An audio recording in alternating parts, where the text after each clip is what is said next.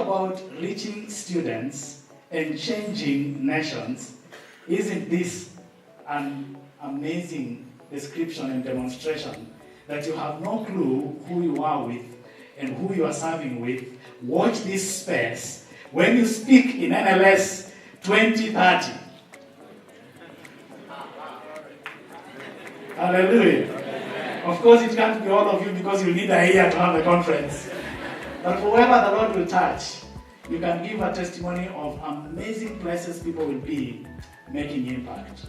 This is a movement whose boundaries have no limits.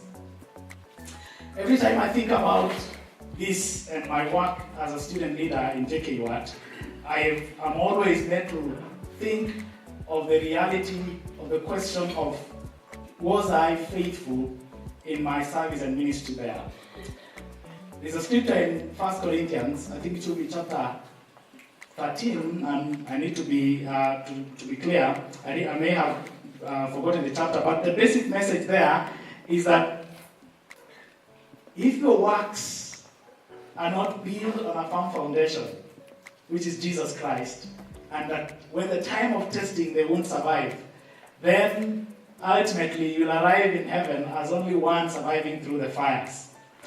But if your works are built with precious stone, with gold and silver, when they are tested, they will be refined and you'll be crowned for your faithful labor in your ministry. When I was finishing STEM in 2008, this was our theme song in our convocation. And I wished someone taught me this song when I was a young boy growing up. Never mind if I knew English. The chorus of the song is, may all who come behind us find us faithful. May the fire of our devotion light their way. May the footprints that we leave lead them to believe. And the lives we live inspire them to obey. May all who come behind us find us faithful. I particularly get very interested and challenged by the last verse of that song, which says, after all our hopes and dreams have come and gone, and our children sift through all we have left behind, may the clues that they discover and the memories that they uncover become the light that leads them to the road that we each must find. And when I think about the current executive committee in JKUAT, I hope that when they go and study the clues that we left behind, the traces of our leadership during that time, that they will find and discover clues and memories that they will uncover will become a light that leads them to the road that we all must continue to seek and find, and that will prosper them into the great success of His work. So that our victory beyond campus reflects not only what God continues to do in us, but a testimony of faithfulness in the days gone. And I wish to anchor this sermon on that concept or precept of faithfulness. That are we going to be faithful as those entrusted with this movement for such a time as this, and hence the title, the movement, focus, the movement entrusted to us. I had the privilege, not quite the privilege, I should say, I read a little bit about the trouble that Syria as a country has gone through, and I hope as leaders you get time to watch news and know that some of these things happen. And you get acquainted and get involved and therefore pray and even reflect. And I know that this night we'll be thinking a bit about some of how we want to engage in that sense globally. But while I was reading about Syria, I was surprised with the information that I found from Al Jazeera particularly, that suggests that one of the core reasons for the insurgency that came up in Syria was something that was done by a student, graffiti that was drawn on a wall, protesting something that government was doing. That young man was arrested, put in prison. Then the students, as you know, you'll always do it very well, began to picket and question government's action to arrest him. And because nothing was being done, they went on to get to the streets. And as they go to the streets, government responded with fire, as some of our people, you know how we get those news briefs that they fired at us and we responded with fire. So there was a response of fire, and the protest that was by a few students suddenly moved into protest by a city, and before long, protests in other cities, and with other factors contributing, resulted into an insurgency. People went to get arms, and the war is still on. One act in one place generated a ripple effect that turned into a movement that has given the government and the whole world trouble over these several months. Having studied computer technology in my undergraduate, when I think about movement, one of the things that comes to my mind is the concept of a motherboard. Now, if you don't understand this one, don't worry, I have other illustrations.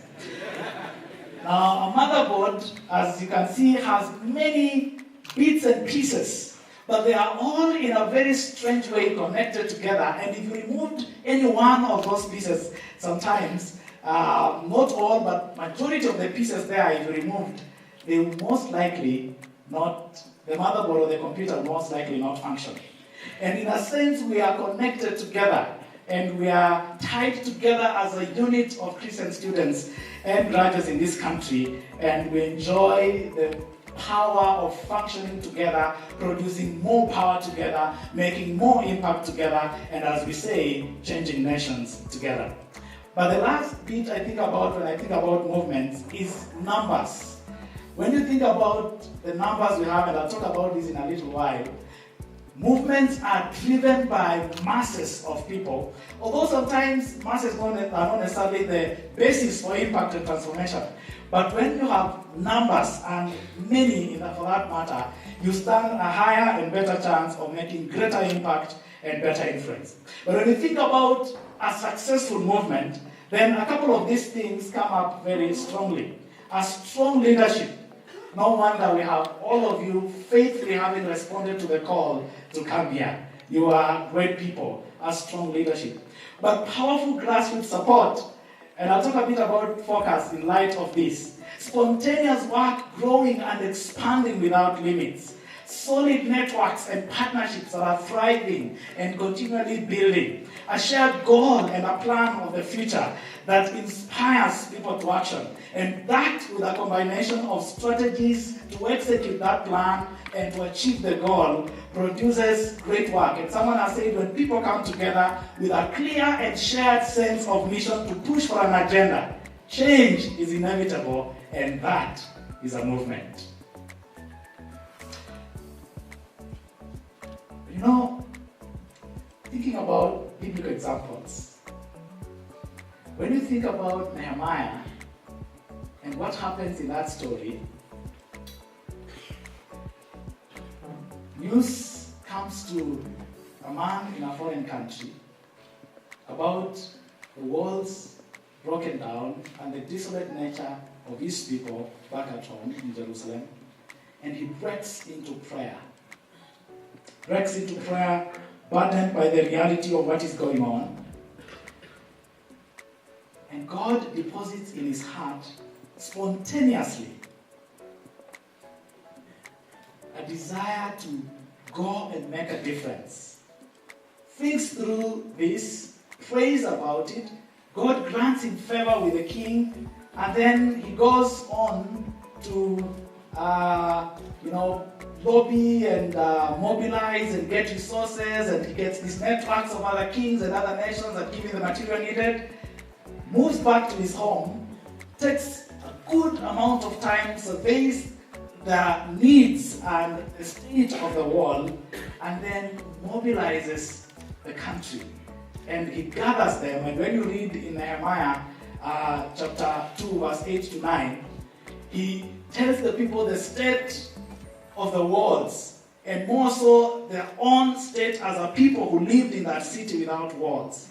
And moved by the same desire to see change and to see a better environment, one by one, they align themselves to his great calling, and in a record time, a small nation, a desolate people, people who have been battered and harassed and troubled, and perhaps who had every reason to give up and to be miserable and desperate, rise up, and they have this charge in their hearts that propels them, and in a record time they construct the wall.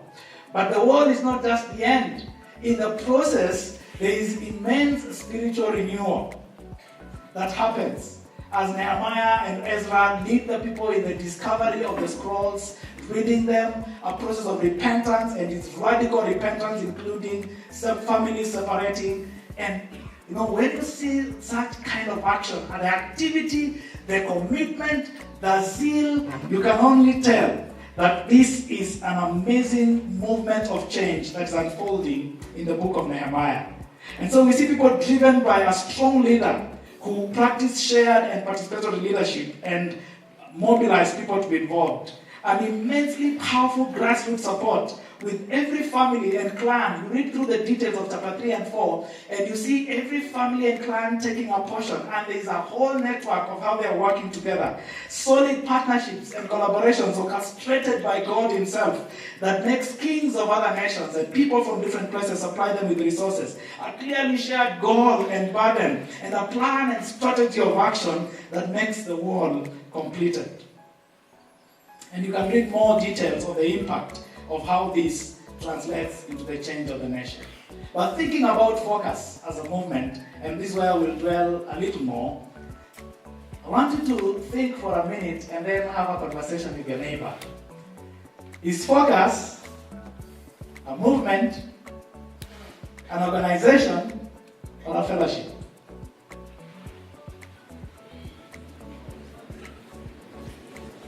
Now, I didn't know that you guys think in seconds. Because you started talking as soon as I asked, but go ahead and talk.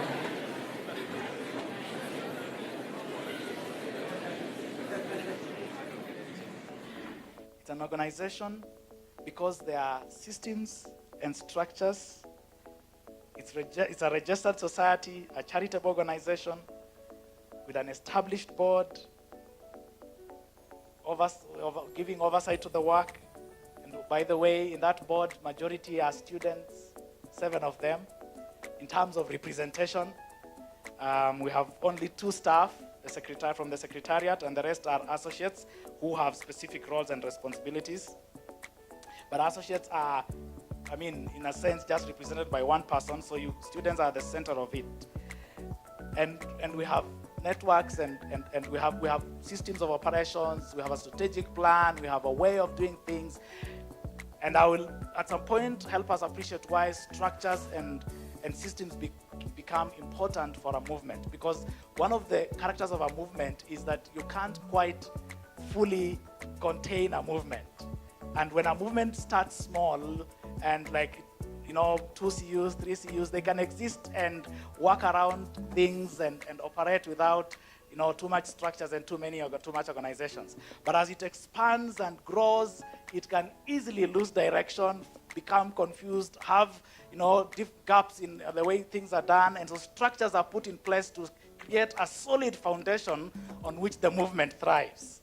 So if you are the type that says in our CU we don't have to follow a process for having elections because the Spirit of God guides us to appoint leaders, soon that CU, when it expands, you will have people with many ideas and the Spirit will say many things. You'll have an exec of everybody.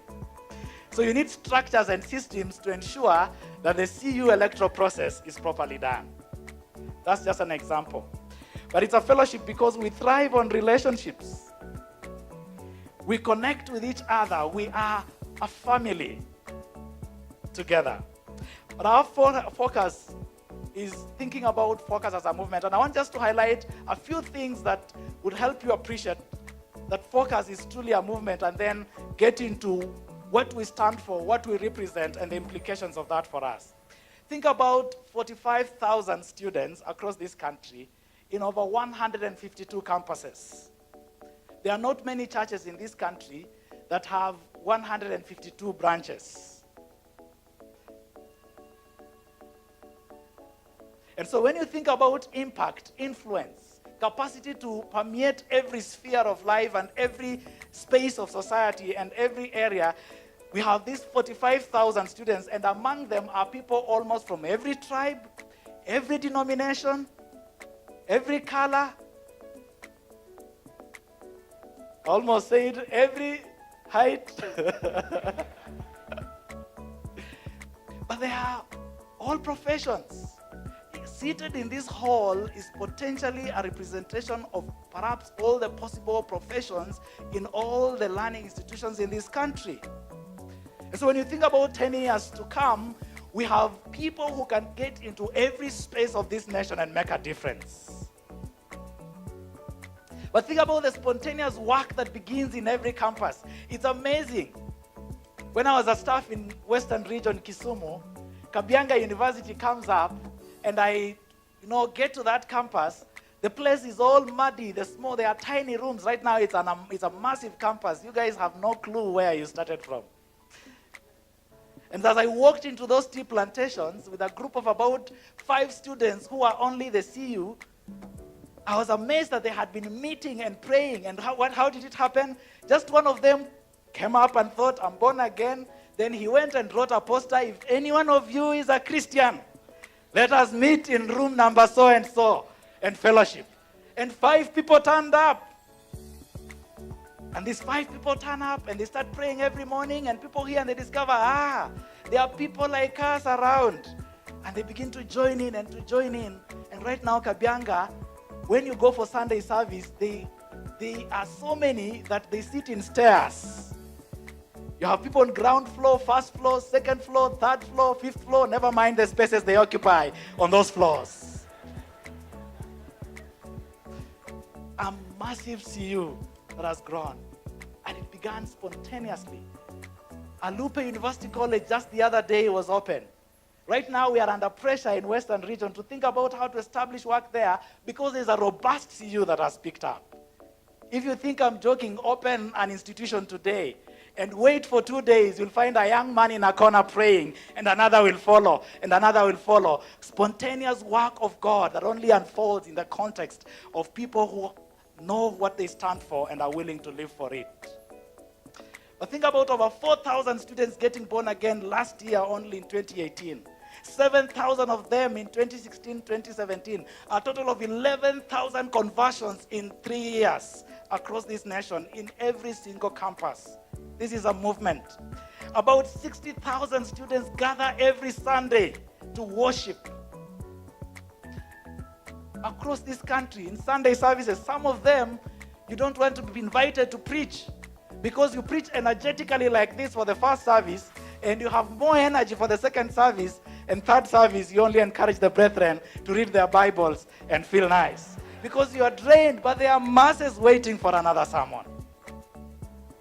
And there are thousands gathering every single day. Over 25,000 meeting weekly for Bible study. This is the movement God has entrusted to us. 10,000 of them up every morning in prayer. I can promise you, there is no other group apart from high schools and universities where so much people gather early in the morning to pray. You just need to walk into some of these campuses and you will know that prayers unfold in all manner of postures.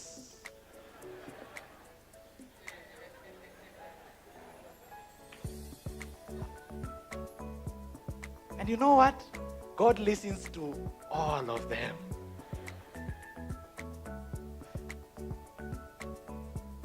$80 mission or outreach initiatives, activities covering at least 34 counties every year, at least in the last 3 or so years. Students have been in different places of this nation sharing the gospel. We release 7,000 and more fresh graduates into the marketplace every year. Think about the successful nationwide campaigns that we have held, the Chastity campaign, the CanCorp campaign.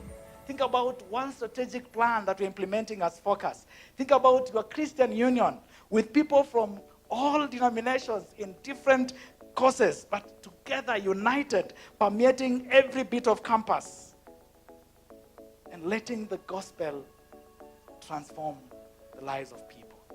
Think about associates, graduates, scattered in every city in this town, every high school are people in different places, and we can't even count them. They are all over. Friends, this is the movement God has entrusted to us. What will it take for us to sustain what this movement has been known for and has achieved and continues to achieve over these years? Now, if there are some of you who don't like history, let me give you two reasons why you need to appreciate history. Because history is critical in helping us think about who we are and where we are going. Two reasons why I need to value history. One is that history helps you see what God has done. So if you hate history, stop reading the Bible. So love history because you ought to read the Bible and study and enjoy the stories of what God has done. Now, I don't mean you become a specialist in history. Of course, I don't like history from the perspective of a specialization, but history is precious. But two, history helps us know who we are. And when we study through the history and the story and the testimony of Focus, you'll encounter some core tenets of our calling that have been embedded and captured in our vision and mission, and I'll shortly help us see them. There are certain core values and distinctives that have defined this movement over the years. There are certain core commitments that have formed the hallmarks of our ministry, and God is entrusting it to us. Thinking about our vision, there are four things that stand out when you think about our vision and mission. That we are called to reach and equip students and associates for effective Christian living. Now, let me be a bad preacher, because my friend the other day told me bad preachers tell their congregation to talk to each other. So let me be a bad preacher and ask you to tell your neighbor, effective Christian living. Maybe this is a good point to ask yourself, are you living effectively as a Christian? But secondly, so think about that. We don't have time to explore it, but what does it mean to be an effective Christian?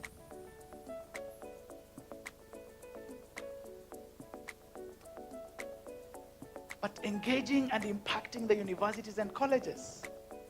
I do not need to overemphasize this, because this morning in the expositions, you are helped to see how our calling is not only to the Christian Union, but to the entire community on campus and the society, the entire nation, and the nations. And so impacting the church and society. How can we be a movement that is serving the local church? How are our members empowered and equipped to become resources when they go to the local church? Did you realize, by the way, that as a Christian Union, the members that perhaps you're very proud of, God has loaned them to you, or I should say the church has given them to you for a short season of time. And soon they will be back to the churches. Are we catalyzing, empowering, equipping them, helping them become part of the church? That is our calling as a movement. That is our vision. That's our mission. And so that's captured in our motto, reaching students, changing nations. So we have this commitment to ensure that those in our trust, those that the Lord has given us in the Christian Union as part of this movement, are being equipped sufficiently to live effectively as Christians. That they have capacity to impact wherever they are. That they can go to churches, they can go back to their homes, and they can make a difference. A couple of days ago, I met a student, and I was very impressed. He was preaching in one of the CUs, and I have a few of the friends who might have been in that sermon. And he said he went home one of the days, met a certain young boy who was desperate, and this man of faith student in campus meets this boy, desperate, beginning to get very bright, but beginning to get lost in bad company. And he goes to this home and calls the mother and says, "Mom, I am burdened to see what is going on with this boy. I don't have money, but I believe in the God who provides. And because I'm part of a greater work, I'm going to trust God for the supply of this young man's fee. I commit from this day to pay his fees." and he uses part of his help. He does things here and there and pays a young man's fees in his village. That young man is transforming his village one young man at a time. Can we say that of every one of our students? And what is it that we'll do to turn them into such kind of people? But what are the implications? If that be our calling, if that be our vision, if that be our mission, what does that mean to us? It has to influence the CU program. I submit to us, brothers and sisters, that we need to begin to constantly and consciously think about impact, think about mission, think about vision, think about why we exist when we do the CU program. And we have to continually begin to evaluate the place of balancing between just having activities and having activities that are creating the necessary impact. I suggest to us that perhaps it's time in our Christian unions we stopped and asked, should we have the number of activities and make them more impactful? Should we have less activities and make them more impactful? Or if we have to retain them, how do we execute them in a way that produces the best possible fruit? Think about the visibility and the relevance of the Christian Union on campus. Is the Christian Union a little small fellowship of brothers and sisters who are going to heaven, as we will say it, or as the cliche goes, perpendicularly, with no horizontal components? Or is it a community of faithful witnesses whose lives and testimony is light and salt to the campus? One time when we were students in JKUAT, I was called to the Dean of Students' office. And the Dean of Students at that time, by God's grace, was the university chaplain who was a born-again Christian. And so he calls me to his office and says, I have had a conversation with the outgoing team of student union leaders, and they have told me that some of them have been attending your AGMs, and they are really impressed and amazed at the extent at which you are accountable to your members. And they have asked me to lobby you to get from within the Christian Union one who can serve as the treasurer. Now, interestingly, the person who was interested was the CU treasurer. So the CU treasurer, I go tell him, and he says, so the Dean of Students wants it. And we have him, and we encourage him. He goes, and then he vies, and he gets it. Then we get to the AGM. And as, thinking about ourselves only, I remember one of the difficult questions that I had to answer, and there were many of them, is how on earth an anointed CU chairman, then called pastor, would be so devoid of the Spirit of God to allow CU money to be mixed with evil money of the student union. I'm so excited to know that in this congregation are Christian union members who are in strategic positions of leadership in student unions. Because we must be seen and be visible, and our lives must attract people. And what happened after that young man was in the CU, for the previous year, the treasurer had held an AGM, and there were questions, and we cultivated the culture of holding AGMs for JKUSO. I hope it was not dropped. But for the first time, the Christian Union spearheaded transformation of the Students' Union to start having AGMs. A story is told of another young man from Chuka University who recently finished STEM.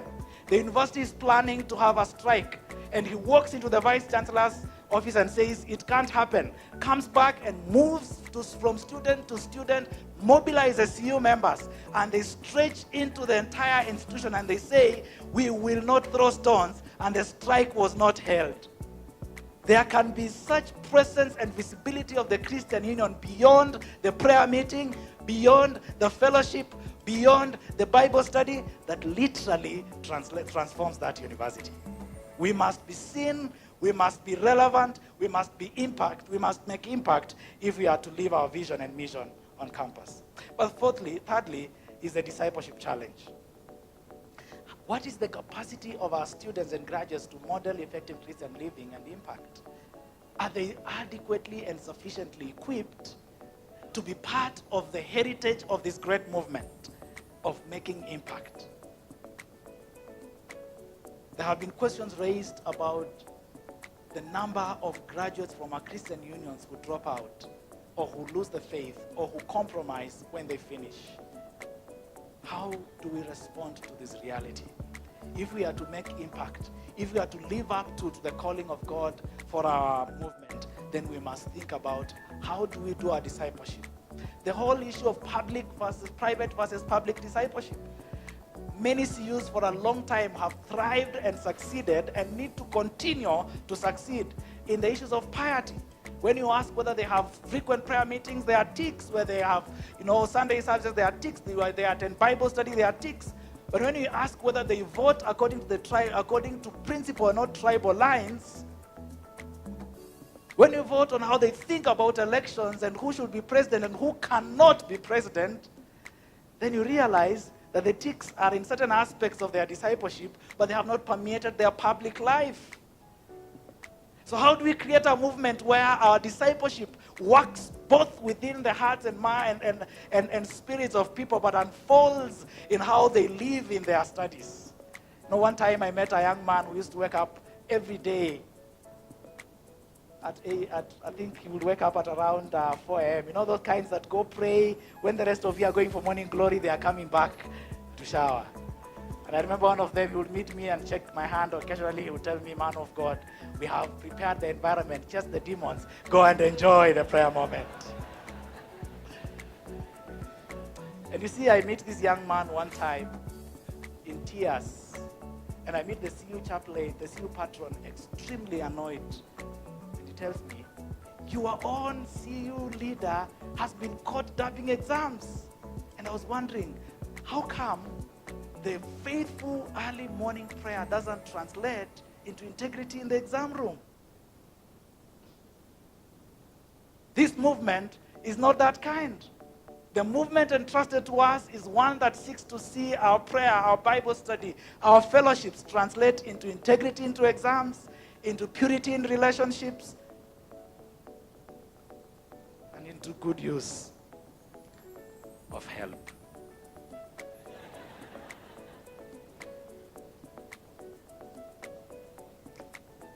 Think about our distinctives. Time fails us, but we are faithful to the Holy Scriptures. We uphold integrity. We are committed to excellence. We are student-centered. We are given to teamwork, our core values. We are interdenominational, non-political. We are catalytic. When you think about catalyst, I pray that as we move from this summit, as we think about our role and as a people leading this movement, that when we step into every space, people will feel our taste. People will experience our presence. And the reason why they should experience us? One, because we are full of the Holy Spirit. And the presence of God is around us and within us.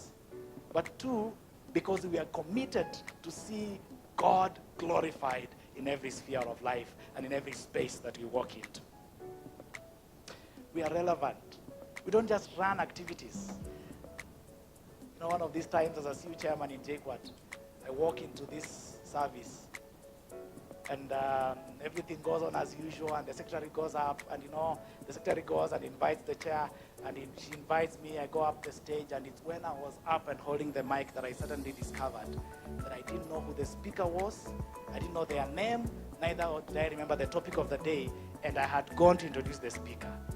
In other words, I was simply going through motions, no purpose, no mission, no reflection. I hope that you don't get there. That's an example not to follow. What does that mean? That we must espouse, enact, and model these values as leaders of this movement. Because we are student-centered, we must endeavor to constantly release the students' potential and students' initiative in this country.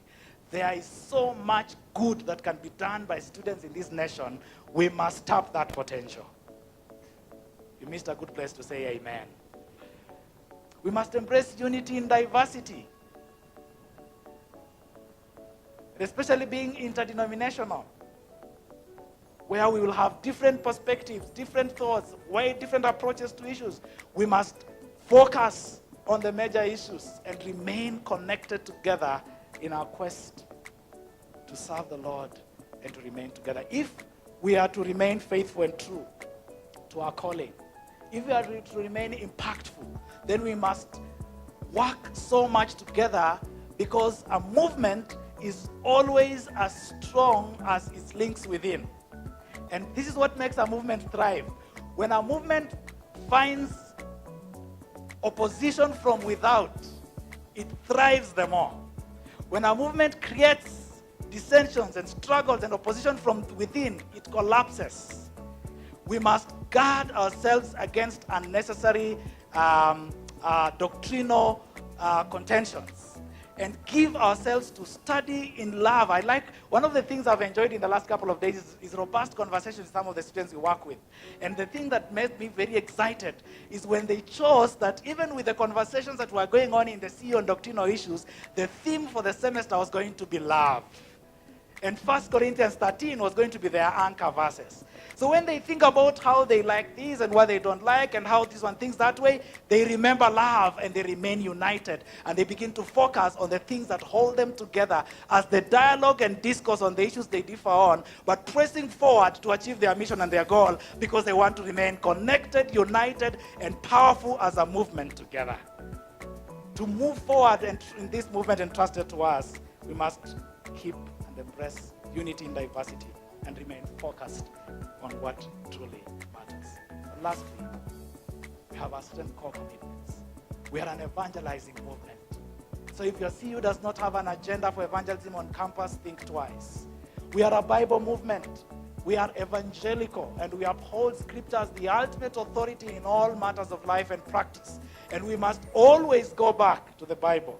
Another example from JQuat, when I was a small, tiny first year, the one you saw there, I meet this one young man, and tall, occasionally, those of you who have heard me preach, I may have mentioned this, you know, he was so tall, taller than our brother. Perhaps nobody could match him in this room. But every time he would be praying, he would be shorter than me, because he would pray with long strides as he walks. I told you, God hears us in all manner of postures. But you know what this young man did to me? What I found is that one time I found him in his room, looking up, just quietly, and we had come from a Sunday service. So I asked him, hey, why did you come for the service? And then he told me, last Sunday a message was preached, and I did not practice what was preached. So I didn't want to come and waste God's time to listen to another message when I've not practiced. Now, that's not necessarily a good way of looking at it. But what amazed me is that what followed. When I asked him, the statement that followed was this. He said, this Bible is important and authoritative. It is not a joke. When it says something, we must take it seriously. And for me, it is so serious that I can't afford going to services every day and I'm not practicing what the Bible tells me.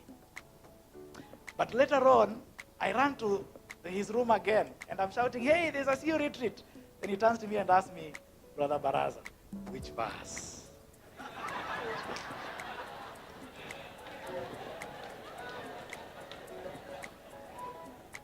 He mentored me in a big way. And partly I'm who I am because of the investment of that young man in my life, or that gentleman. But he believed in the Bible. He needed to go for a retreat when he's convinced it is anchored somewhere in Scripture.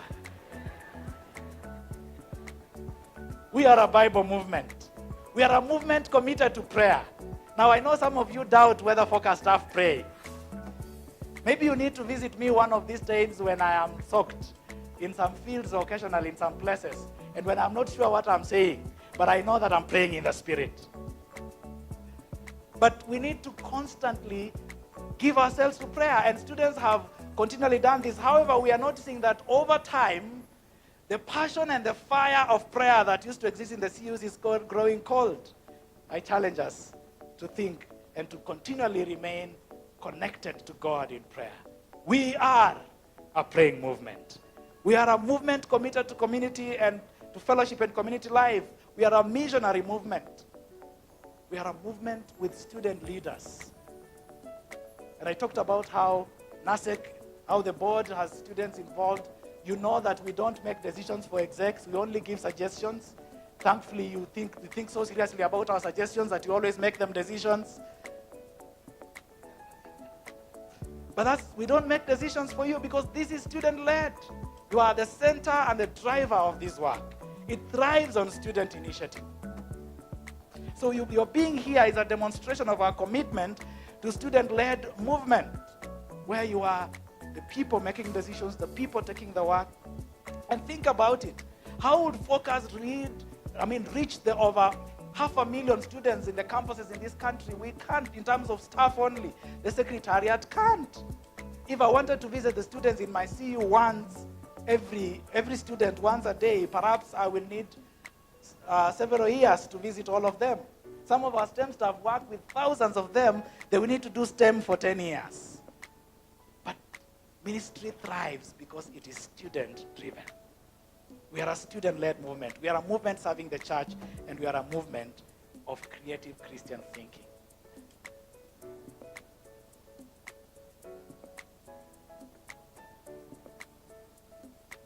Someone said this, and sadly so, that over time, that one of the places there is least creativity is in the Christendom.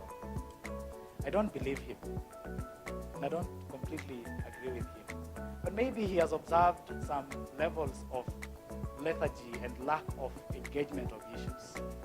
When people are struggling with gambling, where are the CU Christian Union leaders writing reflective papers on the impact of gambling from a biblical perspective without necessarily even mentioning the Bible on students in these campuses?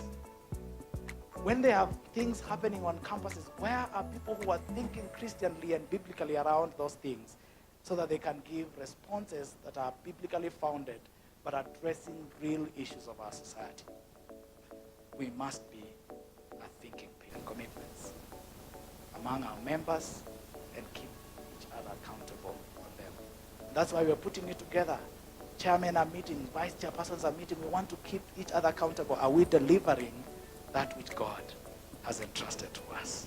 Brothers and sisters, we have been entrusted this movement, and we have a great cloud of witnesses that has gone before us.